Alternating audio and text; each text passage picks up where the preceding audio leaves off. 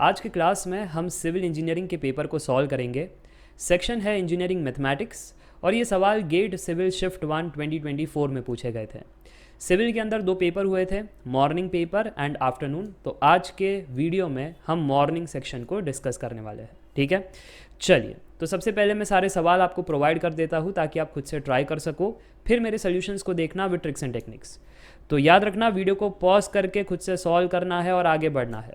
तो ये पहला सवाल न्यूमेरिकल मेथड से। Next question partial differential equation से, इजी क्वेश्चन है। नेक्स्ट क्वेश्चन प्रोबेबिलिटी से बच करके रहना, चेतावनी पहली दे दी। फिर उसके बाद पार्शियल डिफरेंशियल इक्वेशन से अगेन एक और सवाल, और ऐसे सवाल हमने कई बार किए हैं प्रैक्टिस कोर्स में, कंसेप्चुअल क्लास में। तो ये तो आप खुश हो जाना चाहिए था ऐसा सवाल जब एग्ज़ाम में आता है। नेक्स्ट क्वेश्चन न्यूमेरिकल मेथड से। मैंने कंसेप्चुअल क्लास में कहा था अक्सर बच्चे न्यूमेरिकल मेथड्स के अंदर न्यूटन्स इंटरपोलेशन पढ़ते नहीं है क्योंकि इसमें से ज़्यादा सवाल पूछे नहीं गए हैं, पर आपको पढ़ना है, इम्पॉर्टेंट है और इजी भी है। तो देखो आ गया ये सवाल, देखो नहीं पढ़ने का नतीजा एग्जाम में प्रकट हो जाता है। आइगन वैल्यूज़ का इजी सवाल, उसके बाद वेक्टर कैलकुलस का सवाल इजी है। नेक्स्ट वेक्टर कैलकुलस से अगेन इजी क्वेश्चन है, और फाइनल क्वेश्चन प्रोबेबिलिटी डिस्ट्रीब्यूशन से। तो इसी के साथ ये 9 क्वेश्चन इन टोटल आपको खुद से सॉल्व करने थे, और अब है सोल्यूशन की बारी। तो चलिए सोल्यूशन को देखते हैं। सबसे पहला सवाल, the smallest positive root of the equation this thing lies in the range a b c और d. The correct answer is option a q. सबसे पहले रूट को समझना है। रूट कब मिलता है? दो केस में मिलता है। कौन से वो दो केस है?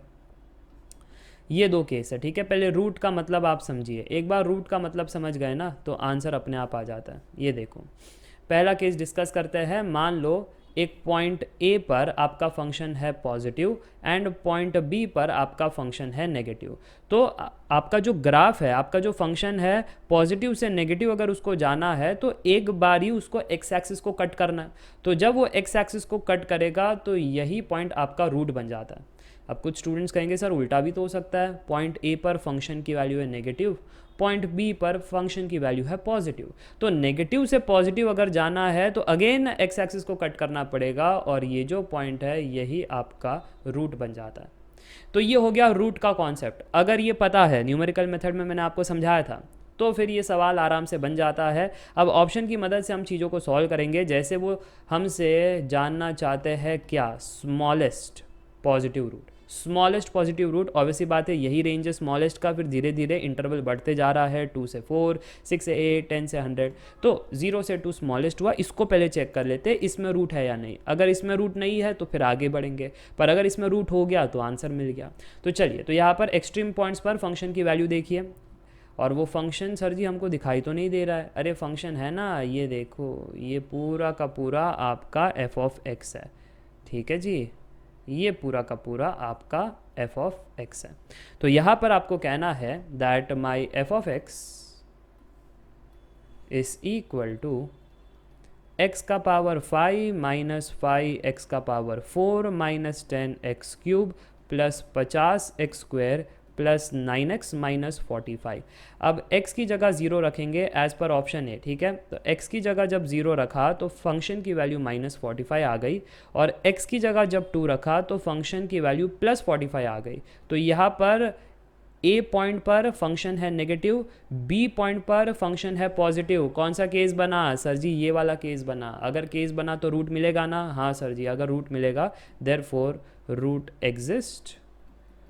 एग्जिस्ट, और उनका जो रिक्वायरमेंट है कि smallest positive root is present in this interval. तो हम यहाँ पर लिखेंगे that smallest positive root is present in the interval, जो उन्होंने कहा है 0 से ले करके 2, ठीक है। तो इसलिए ऑप्शन ए जो है वो बिल्कुल सही बन जाता है, और ये बहुत ही सिंपल सा सवाल था, आराम से आप बना सकते थे। चलिए आगे बढ़ते हैं, अगले सवाल को देखते हैं। Question number 12, the second order differential equation in an unknown function u, जहाँ पर x और y दो इंडिपेंडेंट वेरिएबल है और u हमारा डिपेंडेंट वेरिएबल है। और यहाँ पर डिफरेंशियल इक्वेशन दे रखा है do square U upon do X square that is equal to 2, assuming g is function of x, f is function of y, h is function of y। The general solution of the above differential equation is what? तो correct answer इसका था option B, इसको solve कर सकते हैं दो तरीके से, ठीक है। पहला तरीका है, आपको कंसेप्ट आते हैं तो पार्शियल डिफरेंशियल इक्वेशन को सॉल्व कर लो कि do square U upon do X square that is equal to 2, तो मैं ऐसा कह सकता हूँ ना, do by do X of do you by do X that is equal to 2।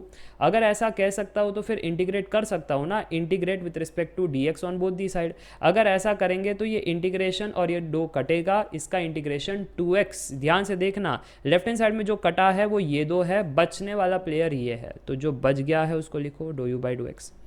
अब यहाँ पर 2x आ जाएगा प्लस कांस्टेंट आएगा। अब वो कांस्टेंट को कैसे लिखेंगे, जब x आपका चल रहा है यहाँ पर डेरिवेटिव में तो y कांस्टेंट की तरह ट्रीट होता है क्योंकि दो ही वेरिएबल है।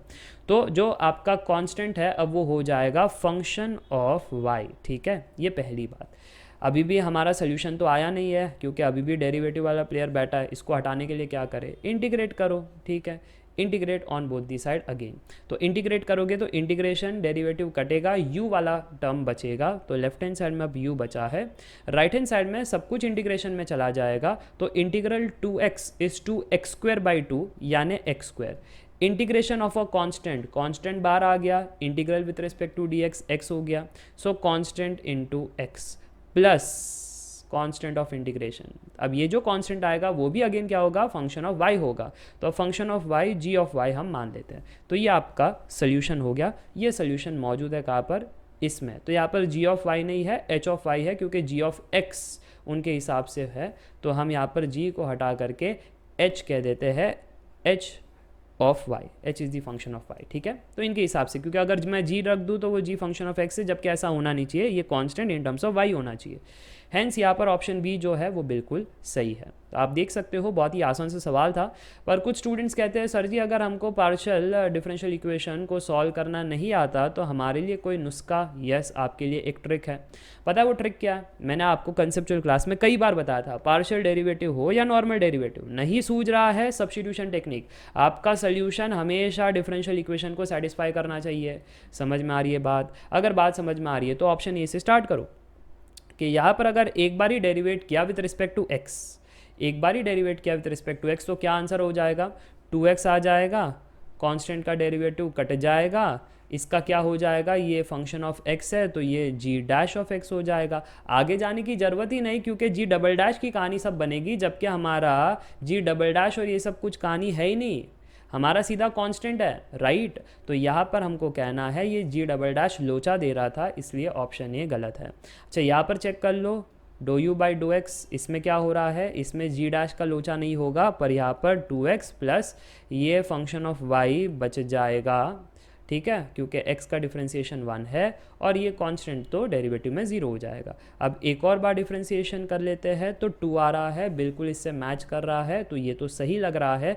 नीचे जाते हैं, इसको चेक करते हैं, तो इसको चेक किया तो 2x प्लस यहाँ पर तो ये फंक्शन ऑफ y है, पर g dash of x again picture में आ गया, ये गड़बड़ है। इधर भी g डैश पिक्चर में आ जाएगा, तो ये 2x प्लस कॉन्स्टेंट का तो 0 है, y, ठीक है, y into G dash of x, ये g डैश आ गया यहाँ पर, तो इसलिए ऑप्शन बी सही है। बात खत्म। यहाँ से भी हम कह सकते थे सॉल्विंग से मेथड टू ट्रिक सब्स्टिट्यूट, मतलब आपका सोल्यूशन जो है डिफरेंशियल इक्वेशन को सेटिस्फाई करता है, तो ये सब्स्टिट्यूशन ट्रिक से भी बन जाता। ठीक है जी, चलिए आगे बढ़ते हैं, अगले सवाल को देखते हैं। The probability that a student passes only in mathematics is 1/3, the probability that the student passes only in English is 4/9, the probability that the student passes in both of this subject is 1/6, the probability that the student will pass in at least one of this two subject, at least one of this, union वाला खेला पूछा जा रहा है। अब मुझे पता है आपको आंसर आ चुका है which is 11/18, that is absolutely wrong. The correct answer is option ए। ये कैसे हुआ सर जी? तो सबसे पहले आपका जो गलत सोल्यूशन है उसको देख लेते हैं। आप क्या कह रहे हो, मैथमेटिक्स की जो प्रोबेबिलिटी है वो 1/3 है, इंग्लिश में पास होने की प्रोबेबिलिटी 4/9 है, दोनों में पास होने की 1/6 है, और यूनियन मांग रहे हैं। तो सर जी देखो सोल्यूशन कितना सिंपल हुआ, ये तो अपना बेसिक्स ऑफ प्रोबेबिलिटी वाला ही हो गया ना, कि पहले P ऑफ M पास होना है मैथ्स में तो 1/3 है प्रोबेबिलिटी, पास होना है इंग्लिश में तो 4/9 है प्रोबेबिलिटी, दोनों में पास होना है तो प्रोबेबिलिटी है 1/6, और यहाँ पर हमसे मांगा जा रहा था क्या, हमसे मांगा जा रहा था यूनियन। तो यूनियन फाइंड करने के लिए तो P of M plus P of E minus P of M intersection E होना चाहिए। तो यहाँ पर सर जी हमको कहना पड़ेगा 1/3 प्लस 1 नहीं 1 तो नहीं है 4 है 4/9 माइनस 1/6।